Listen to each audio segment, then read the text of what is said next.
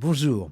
Alors aujourd'hui, je vais partager avec vous une petite application que je viens de développer, qui est d'actualité d'ailleurs, pour vous donner une idée de ce qu'il est possible de développer avec le Start Model XL OneClick et puis ses nombreuses fonctions paramétrées. Alors cet exemple, il est basé sur les parrainages de l'élection présidentielle 2022 et utilise donc les métadonnées du site data.gouv.fr. Alors ces données, bien sûr, elles sont disponibles pour tout à chacun, et puis on peut les télécharger et puis s'amuser à les exploiter comme je l'ai fait dans cette petite application. Alors si vous le souhaitez, vous pouvez télécharger et dézipper le zip se trouvant dans la description, alors dans le répertoire de votre choix, mais vous éviterez bien le bureau et mes documents, qui je le rappelle sont des répertoires qui sont très spécifiques à Windows. Une fois dézippé, eh bien vous trouverez donc une application qui s'appelle parrainage 2022.xlsb, et puis qui est le projet VBA, donc c'est la petite application, et puis un sous-répertoire source dans lequel on placera les fichiers téléchargés à partir du site data.gouv.fr. Alors, ouvrez le projet VBA, parrainage 2022.xlsb, et puis rendez-vous sur le site data.gouv.fr en cliquant tout simplement sur le bouton téléchargement Open Data.gouv. Alors, descendez dans la page web et puis rendez-vous sur la dernière mise à jour des données au format XLSX, puisque nous allons exploiter donc ces données au format XLSX. Alors, téléchargez le fichier dans le répertoire par défaut que vous propose Windows, le répertoire téléchargement, ou directement dans le répertoire source sous la racine de l'application. Alors, ces données, elles sont mises à jour, en théorie, 2 fois par semaine, et puis vous pourrez ainsi suivre l'évolution des parrainages. Donc, ça ne sera pas des promesses, ça sera les vrais parrainages, jusqu'à la clôture donc, des parrainages qui, en théorie, aura lieu, si je me souviens bien, le 4 mars 2022.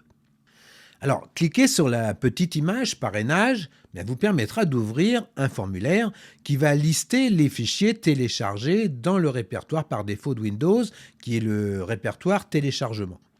Sélectionnez le dernier fichier téléchargé et puis cliquez sur le bouton Importer. Alors le programme, lui, va copier le fichier sélectionné du répertoire téléchargement vers le répertoire source de l'application. Alors si vous avez téléchargé le fichier des parrainages directement dans le répertoire source, alors vous pouvez cliquer directement sur le bouton Quitter. Alors par cette action, vous ouvrez un formulaire, donc c'est le formulaire de consultation des parrainages. Donc sur la gauche, vous avez le nom des candidats en recherche de parrainage qui sont classés donc par ordre croissant par rapport au nombre total des parrainages, avec le pourcentage de ces parrainages, donc ce qui pourra bien nous permettre, après le premier tour des élections présidentielles, quand les métadonnées donc, seront disponibles sur le site data.gouv.fr, de savoir s'il existe une corrélation entre le parrainage de nos élus et puis leurs administrés. Voilà, alors ça fera certainement l'objet d'une mise à jour de cette application.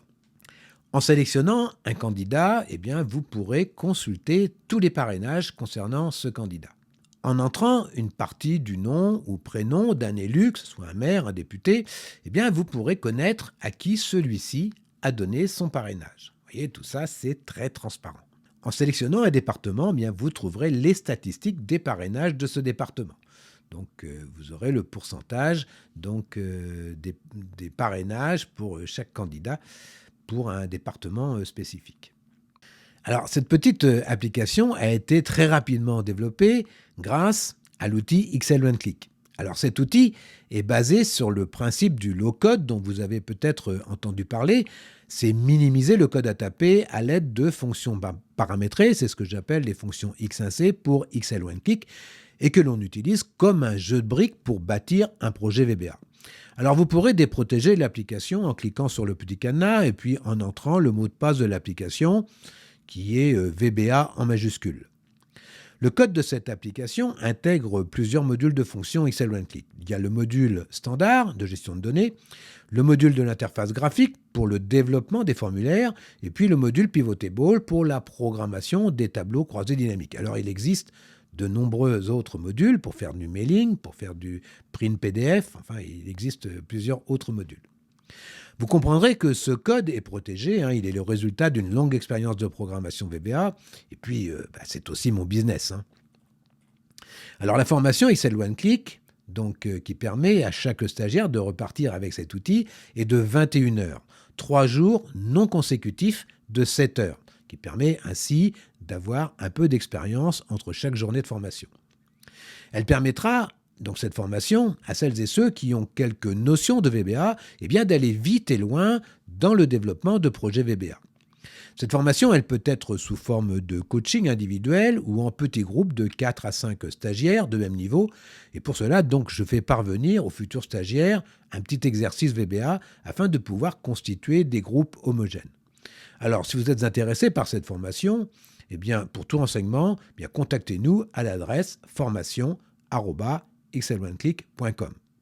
Alors, je le redis chaque fois, mais si vous avez apprécié cet épisode, bien, n'hésitez pas. Abonnez-vous à la chaîne, un petit pouce bleu, à moi, ça fera toujours plaisir. Et puis, je le répète, il paraît que ça fait remonter les vidéos dans les algorithmes de YouTube. Activez la cloche, vous aurez la primeur du prochain épisode.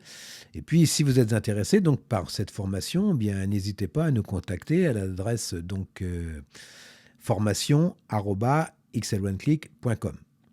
En attendant, bien, portez-vous bien. Et puis, si vous êtes toujours Visual Basic, je vous dis sûrement ou peut-être à bientôt. Au revoir.